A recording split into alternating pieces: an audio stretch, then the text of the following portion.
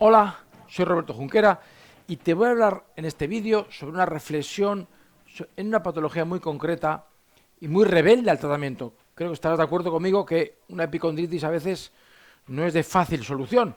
Es una tendinitis un tanto misteriosa. Simplemente la inserción de todos los epicondilios en el codo se irritan, están demasiado tensos, traccionan de su inserción y hay una irritación, normalmente una falta de riego, de aporte sanguíneo, de aporte de nutrientes, que implica un proceso inflamatorio reactivo, pero en el fondo, no es más que un exceso de sobretensión en la inserción de esos músculos epicondilios en el epicóndilo. Siempre se han aludido como factores causales de estas epicondilitis a trabajos repetitivos, trabajos físicos del brazo muy repetitivos.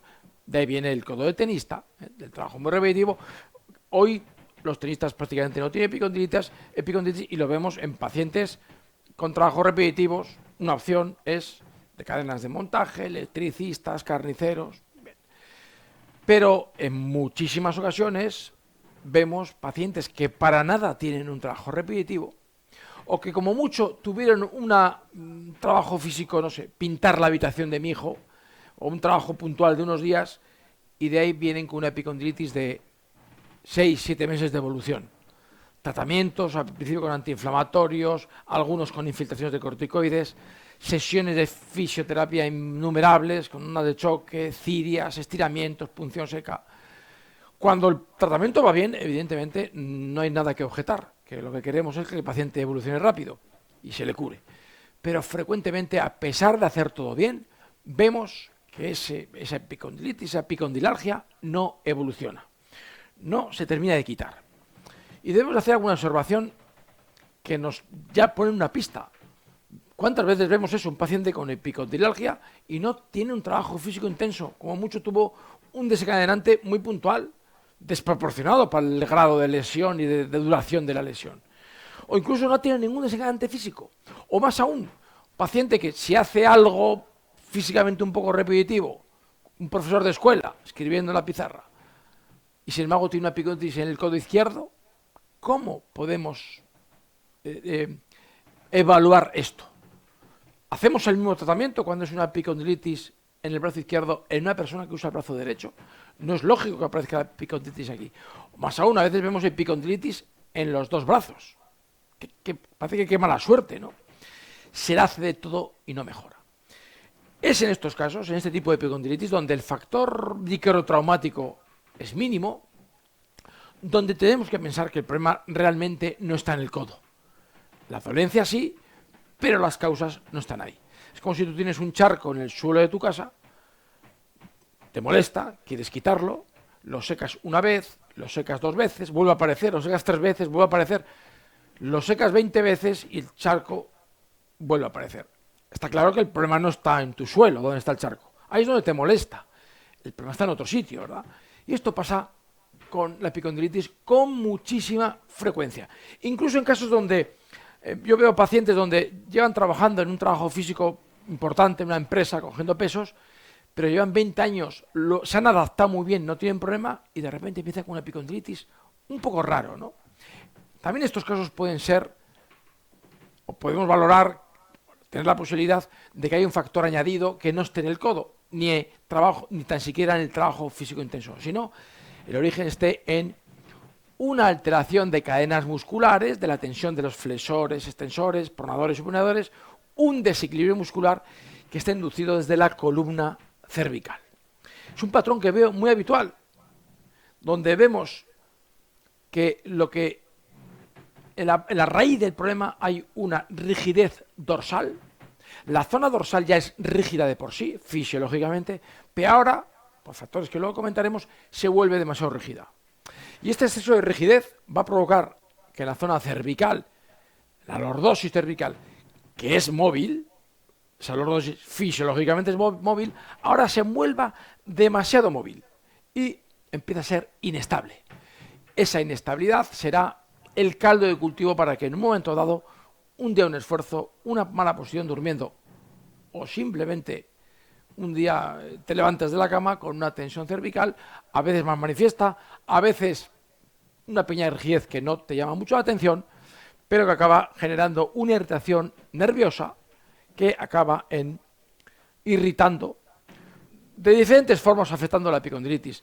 Por una afectación del esclerotoma, directamente puede dar una irritación en esa zona de inserción, o lo que sucede habitualmente es una alteración del miotoma, es decir, un desequilibrio de cadenas musculares vencedoras, flexores, pronadores respecto a las vencidas, extensor, supinador.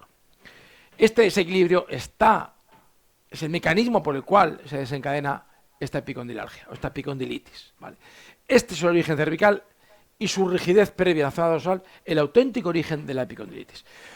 Pero si vamos más allá y nos preguntamos el porqué de este desequilibrio de movilidades en la zona dorsal y cervical, en la epicondilitis frecuentísimamente vemos que hay una disfunción visceral detrás. Todos los órganos pueden reflejar o pueden alterar el tono de cadenas musculares y la rigidez de cadenas articulares o la alteración en la movilidad de cadenas articulares. Cada órgano lo hará en un sitio en concreto. La vesícula biliar frecuentemente provoca un bloqueo de sobre todo de la cuarta vértebra dorsal y luego una inestabilidad a nivel de la quinta cervical.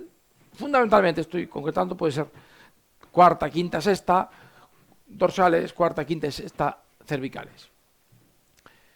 Y este proceso, esta alteración de movilidad provocado por la vesícula es la que al final está provocando la epicondilalgia.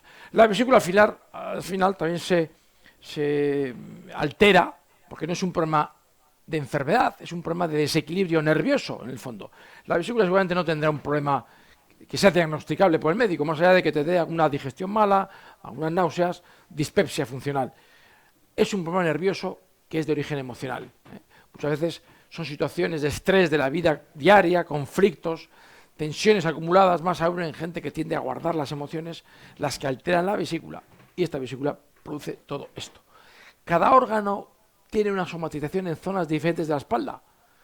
Conoceréis seguramente que el corazón a veces nos avisa por dolores en la zona izquierda del cuello, zona supraclavicular, infraclavicular, dolor de la axila porque se bloquean las primera, segunda y tercera costillas, dolor que incluso se irradia hacia el codo, hacia la mano. El corazón a veces nos avisa de esta forma, no siempre, pero es una opción. Así les pasa a todos los órganos y a la vesícula en este caso, una de las consecuencias, una de ellas, una posibilidad que provoca esta alteración de la vesícula es la epicondilitis, sobre todo cuando la vesícula está alterada por conflicto, por rabias, por frustraciones. ¿Vale? Esa cadena de emoción afecta a nuestro sistema nervioso, concretamente a un órgano en concreto, depende de qué tipo de emoción, el órgano en una zona de la espalda, y la espalda generará diferentes posibilidades. La epicondilitis es una frecuentísima consecuencia de esta alteración de vesícula. Esto no quita que tratemos el epicóndilo con cirias o con ondas de choque, o que hagamos punción seca, que estiremos la cadena vencedora. No quita que tratemos la columna cervical, que hagamos neurodinamia, o que manipulamos osteopáticamente la cervical y dorsal, sobre todo. Esto es muy acertado, pero si además actuamos sobre la vesícula biliar, con plantas medicinales, quitando algunos alimentos, y muy importante, haciendo que el paciente sea consciente de que hay una situación emocional detrás, como causante. Digo detrás porque a veces es menos evidente para el terapeuta y para el paciente, pero está ahí generando el problema. Que el paciente sea consciente de esta relación emoción-patología a veces es muy, muy importante. ¿De acuerdo? En el caso de la epicondilitis, muy frecuente. Pregúntate cómo es posible una epicondilitis en el brazo izquierdo en una persona zurda. Y es porque a veces el problema es de tipo emocional. O una epicondilitis bilateral.